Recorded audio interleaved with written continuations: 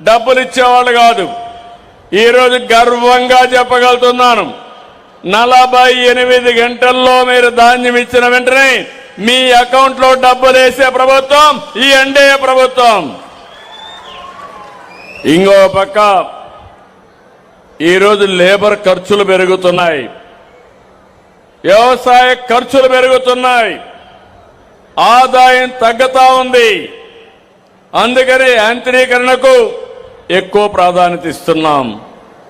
దీనికోసం కూడా ఎంత డబ్బులు కావాలనో అంత డబ్బులు ఖర్చు పెట్టే పరిస్థితికి వచ్చాం. రైతులందరికీ SMS ద్వారా ఎప్పటికప్పుడు సూచనలు ఇస్తున్నాం. ఈరోజు మిమ్మల్ని చూశాను, మీరు ఇక్కడ కూర్చున్నారు, దర్జాగా మీ అకౌంట్లో డబ్బులు పడిందా లేదా చూసుకునే పరిస్థితికి వచ్చారు.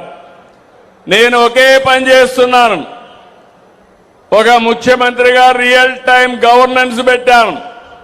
మీరు ఫోన్ మారిస్తే ఆ ఫోన్ నెంబర్ కూడా అప్డేట్ చేస్తున్నా. మీరు ఈ క్రాప్ తీసుకొని ఎప్పటికప్పుడు మీ అవసరాలన్నీ గుర్తిస్తున్నా. దీనివల్ల నేను ఈరోజు మీకు రైతు భరోసా ఇవ్వాలనుకుంటే, ఏదైతే అన్నదాత సుఖీభవ ఇవ్వాలనుకుంటే ఇమ్మీడియట్ గా మీ అకౌంట్లో డబ్బులు వేయగలిగానంటే అది రాష్ట్ర ప్రభుత్వం యొక్క సమర్థత. లెక్కలన్నీ కూడా ఎప్పటికప్పుడు అప్డేట్ చేసుకుంటున్నాం. నేను ఒకటే మిమ్మల్ని అందరినీ కోరుతున్నా, రైతు బాగుండాలి, గ్రామీణ ఆర్థిక వ్యవస్థ బాగుంటుంది.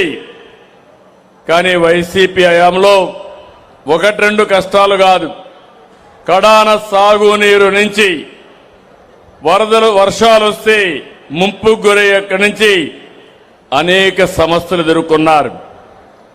2 ఏళ్లుగా మీరు చూస్తున్నారు, ప్రతి ఒక్క ఇష్యూ పైన, ప్రతి ఒక్క సమస్య పైన ఎక్కడికక్కడ ముందు జాగ్రత్త ముందుకు పోతున్నాం.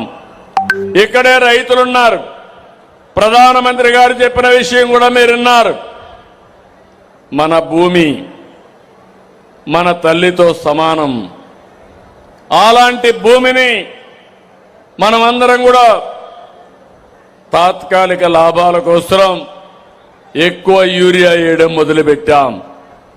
ఏ వ్యక్తి అయినా అనారోగ్యం ఉంటే మందు వేసుకోవాలి.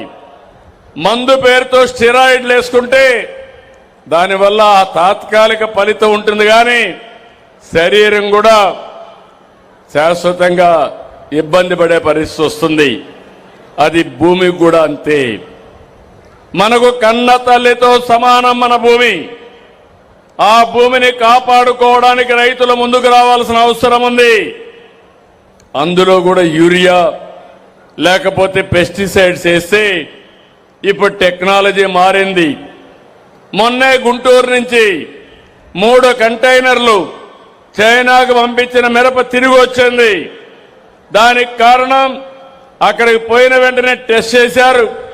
టెస్ట్ చేస్తానే అందులో పురుగు మందు కానీ ఎరువులు విపరీతంగా ఉన్నాయని, ఇది ఆమోదయోగ్యం కాదని తిరిగి పంపించే పరిస్థితికి వచ్చారు.